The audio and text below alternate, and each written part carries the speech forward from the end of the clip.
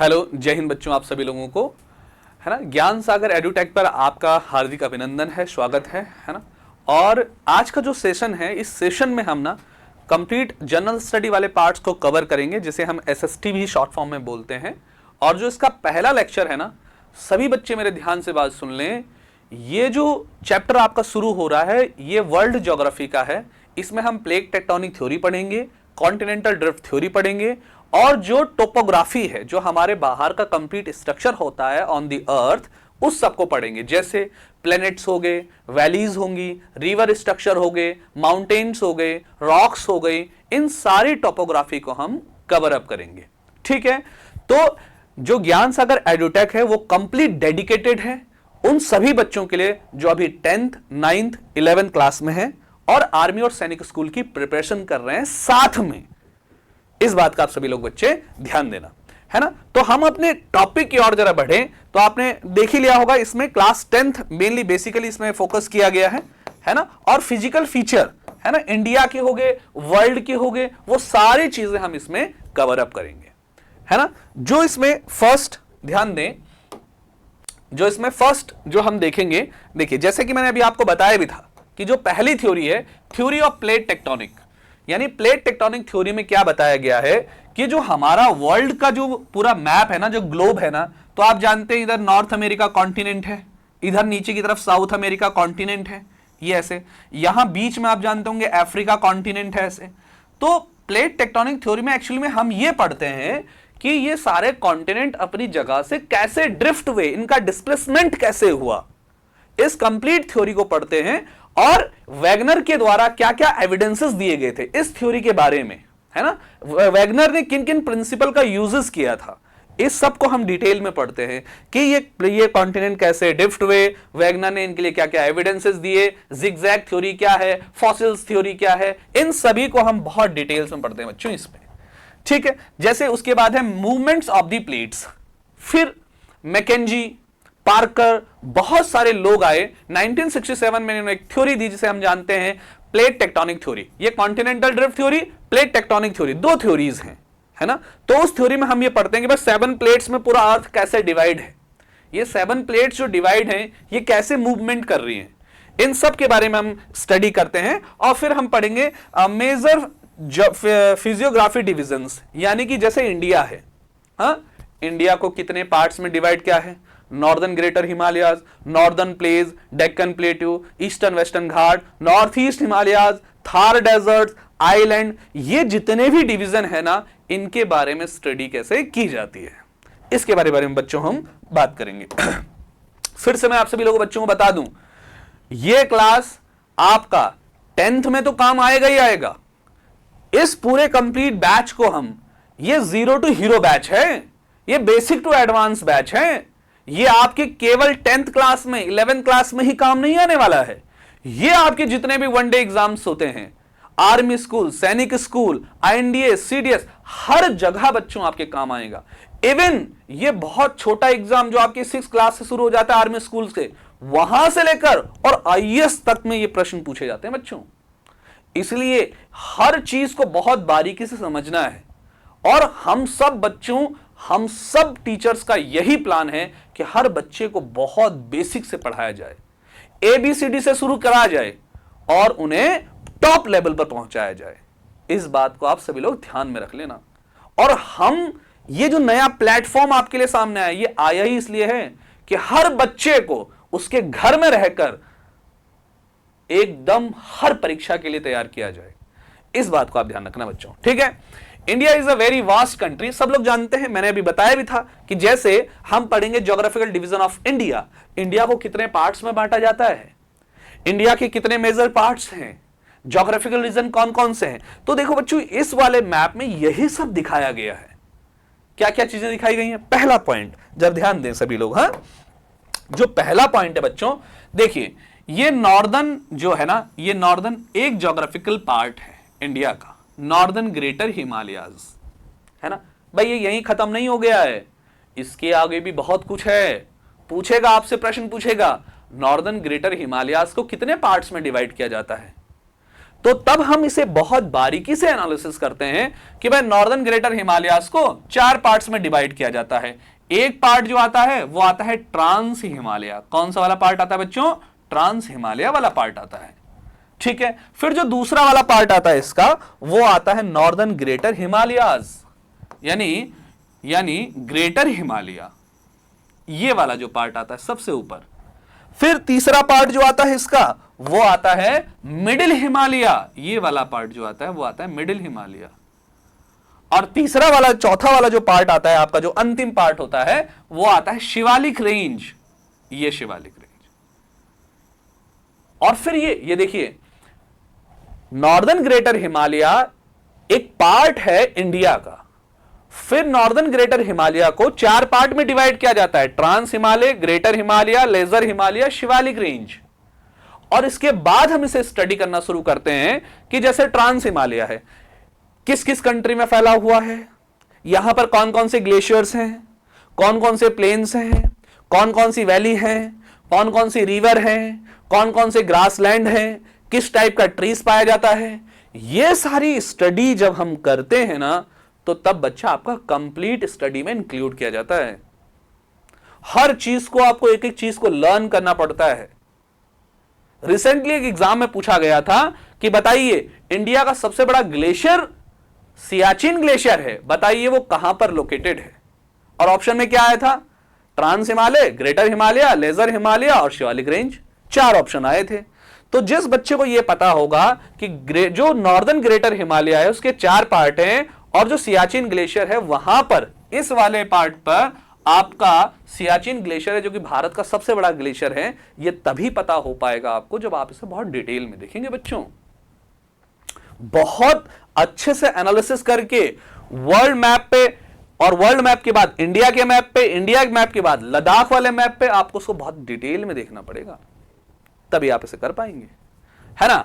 आगे नेक्स्ट, जो ग्रेटर हिमालय है, आप जानते हैं ग्रेटर हिमालय दुनिया का हाईएस्ट माउंटेन है, हाईएस्ट माउंटेन, और सेकेंड लॉन्गेस्ट माउंटेन है। यानी कि यहां से लेकर यहां पर एक माउंटेन है नंगा पर्वत, और यहां पर है नामचा बरवा। यहां से यहां तक इस पूरे हिमालय की जो लंबाई है ना, वो 2400 किलोमीटर है बच्चों। अब आप समझ सकते हैं कितना लंबा है। दुनिया में दूसरा सबसे लंबा फोल्डेड माउंटेन है या माउंटेन रेंज है। पहले नंबर पर साउथ अमेरिका कॉन्टिनेंट में एंडीज आता है, इस पॉइंट को भी ध्यान में रखना। और लेकिन यह सेकंड लंबा है, सेकंड लॉन्गेस्ट है, लेकिन वर्ल्ड का हाईएस्ट माउंटेन रेंज है। यह पॉइंट भी आपको ध्यान में रखना है, ठीक है। फिर आता है इसका मिडिल हिमालयाज। मिडिल हिमालयाज में आप जानते होंगे जितने भी टूरिस्ट प्लेसेस हैं नॉर्दर्न रीजन में, चाहे जम्मू कश्मीर में हो, हिमाचल प्रदेश में हो, उत्तराखंड में हो, सिक्किम में हो, नेपाल में हो, अरुणाचल प्रदेश में हो, जितने भी टूरिस्ट प्लेसेस आप जानते हैं, शिमला जानते हैं, मसूरी जानते हैं, जितने भी आप जम्मू कश्मीर की पूरी वैली मान लीजिए, श्रीनगर वाली, वो सारी की सारी कहां पर आती है? मिडिल हिमालयाज में आती है, लेजर हिमालय जिसे हम बोलते हैं। ओके बच्चों, फिर अगला पॉइंट जो है वो आता है आपका शिवालिक रेंज। शिवालिक रेंज कहां है? अगर आप देहरादून कभी आए हो, देहरादून के अगल बगल जो नीचे प्लेन में जितने भी आपको हल्का सा फोल्डेड माउंटेन दिखाई देता है, उसको हम क्या बोलते हैं बच्चों? शिवालिक रेंज। समझ रहे हैं? और इसी शिवालिक रेंज में ऊपर से जितनी भी नदियां आती हैं, ऊपर से जितनी भी नदियां आती हैं, वो सारी की सारी नदियां ऊपर से खूब मिट्टी लाती हैं अपने साथ इरोजन करके, और पूरा का पूरा जो शिवालिक वाला रीजन है उसके नीचे फैला देते हैं। और फैलाने के बाद जब वो मैदान बनता है तो उसे हम बोलते हैं तराई रीजन। वहां पर बड़े बड़े नेशनल पार्क हैं। जिम कॉर्बेट नेशनल पार्क इसी शिवालिक रेंज में है। राजाजी नेशनल पार्क जिसे पूरा देहरादून, हरिद्वार, ऋषिकेश में फैला हुआ है, इसी एरिया में है। आप इस पॉइंट को ध्यान में रखिएगा, ठीक है। तो इसी में बताया गया है।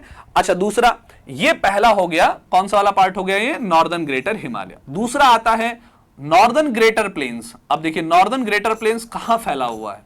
पूरा उत्तर प्रदेश, बिहार, हल्का सा झारखंड और वेस्ट बंगाल, ये पूरा वाला जो पार्ट है ये नॉर्दर्न ग्रेटर प्लेन्स है।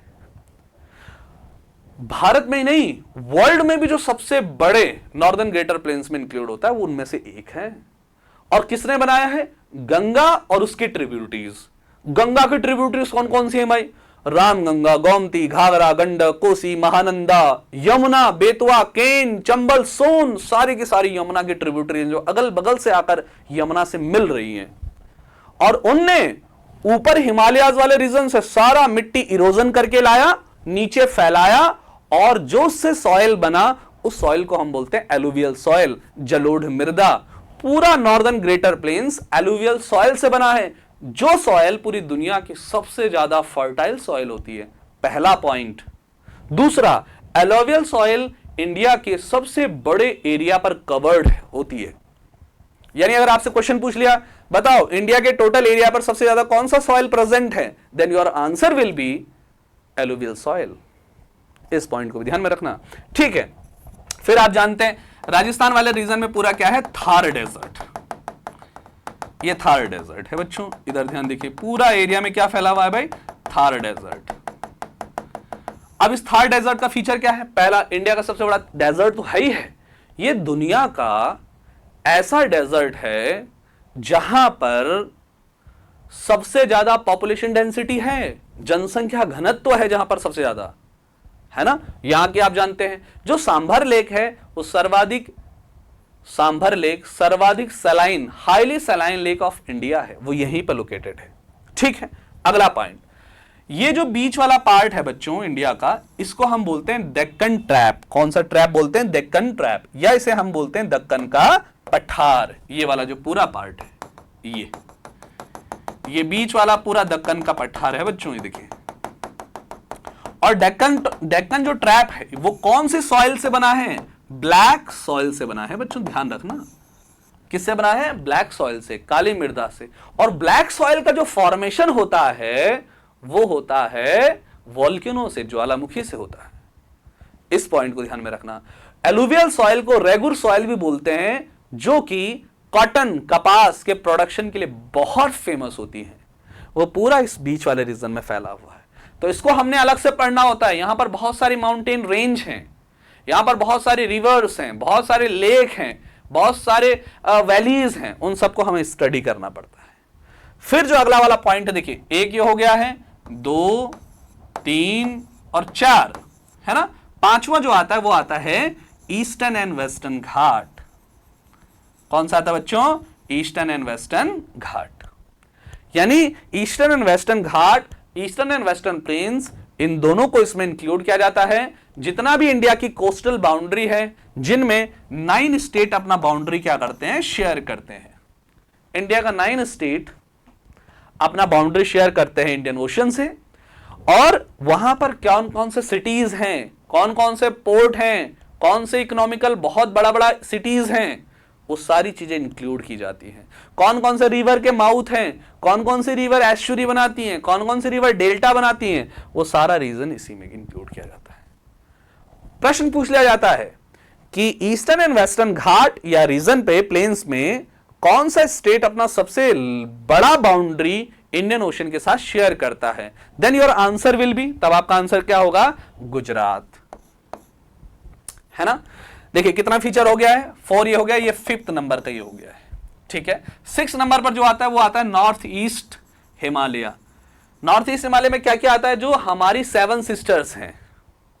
7 सिस्टर में अरुणाचल प्रदेश, है ना, असम, मेघालय, त्रिपुरा, मणिपुर, मिजोरम, ये सारे के सारे जो स्टेट हैं, इनको कंप्लीटली हम स्टडी करते हैं। क्या स्टडी करते हैं? रिवर कौन कौन सी हैं, वैलीज कौन कौन सी हैं, सिटीज कौन कौन सी हैं, वो सारी चीजें हम स्टडी करते हैं। And then the last islands of India, ये वाला पार्ट और ये वाला पार्ट। आप ये जानते हैं अंडमान एंड निकोबार है और ये लक्षद्वीप वाला रीजन है। इनका फॉर्मेशन कैसे हुआ, निर्माण कैसे हुआ इनका, ये वाला हम स्टडी करते हैं। कितने आइलैंड्स हैं, कितनी पॉपुलेशन है, कौन कौन से माउंटेन पीक्स हैं, वो सारा का सारा स्टडी हम इसी में करते हैं। तो हर टॉपिक को हम जब इतनी बारीकी से एनालिसिस करेंगे, आई एम डैम श्योर आपका कुछ भी नहीं छूटेगा। सिलेक्शन आपका यहीं से होना है, इसलिए इत्मीनान से बैठ जाइए, हर टीचर को बड़े ध्यान से सुनिए, और जो भी डाउट होता है ना, पूछिए उसे। सारे नंबर आपको प्रोवाइड किए जाएंगे। एक एक टीचर से आप पूछ सकते हैं कि सर मेरा ये डाउट है, कैसे होगा। और मैं 100% श्योर होकर बोलता हूं, जो बच्चा पूरे लगन से क्लास पढ़ेगा ना, उसका एक भी डाउट नहीं बचेगा। ठीक है बच्चों, तो आज के लिए इतना ही। जय हिंद।